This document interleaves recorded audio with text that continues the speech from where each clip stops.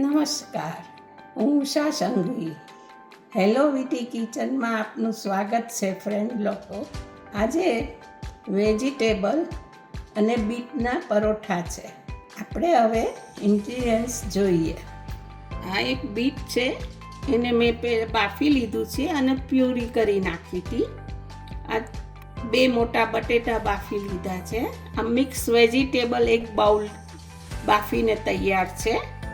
એમાં મસાલામાં ગરમ મસાલો છે, 1 ટીસ્પૂન છે, 1/2 ટીસ્પૂન ચાટ મસાલો છે, 1 ટીસ્પૂન આદુ મરચાંની પેસ્ટ છે, મીઠું જોઈતા પ્રમાણમાં, અને આ 1 બાઉલ મોટો મેં લોટ લીધો છે. બીટની પ્યુરી કરીને મેં લોટ બાંધી લીધો છે. એમાં તલ જોઈતા પ્રમાણમાં, મીઠું, 2 ટેબલ સ્પૂન તેલ નાખ્યું છે. મિક્સ કરીને પ્યોરીથી જ લોટ બાંધી દીધો છે. આપણે રોટલી જેવો જ બાંધવાનો, બહુ હાર્ડ નહીં બાંધવાનો. આવી રીતે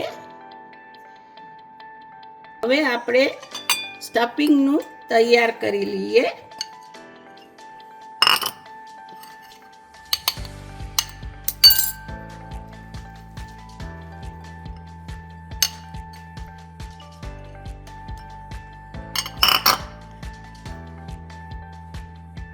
આ ગરમ મસાલો, આ ચાટ મસાલો,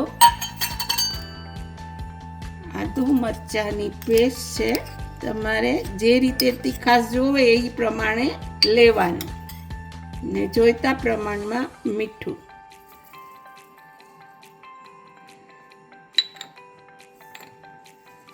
આપણું આ સ્ટફિંગ તૈયાર થઈ ગયું છે. જેવી રીતનું આવી રીતે થોડાક એના બોલ્સ બનાવી રાખવાના, એટલે પરોઠામાં બનાવતા વાર ન લાગે.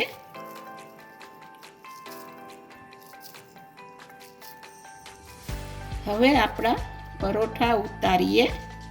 હવે આપણે બીટવાળો લોટ જે બાંધ્યો છે એ 1 ગોળનું લેવાનું, અને પહેલાં થોડું આવી રીતે વાટકી જેવું બનાવી એમાં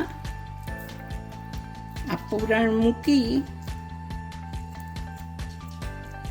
બંધ કરતા જવાનું.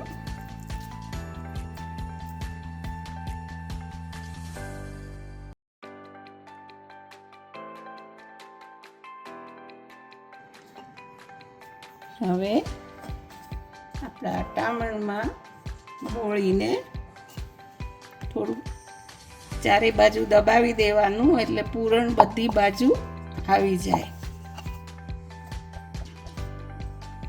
પછી વણી લેવાનું.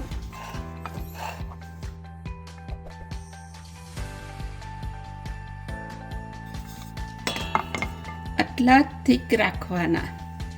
હવે આપણે પરોઠાને શેકી લઈએ. આવી રીતે મીડિયમ તાપે શેકવાના છે. તમને જોવે તો ઘીમાં કરો, બટરમાં કરો, મેં તેલમાં શેક્યા છે. હવે સરસ મજાના પરોઠા આપણા શેકાઈ ગયા છે. આપણે પ્લેટિંગ કરીએ. હવે સરસ મજાનું આપણું પ્લેટિંગ તૈયાર થઈ ગયું છે, ને તમે જરૂરથી બનાવજો. બીટ અને વેજીટેબલના પરોઠા તૈયાર થઈ ગયા. બહુ સરસ મજાના બન્યા છે. તમે જરૂરથી બનાવજો, અને બહુ સારી રીતે બને છે. તમને કોઈ તકલીફ નહીં પડે. બાય.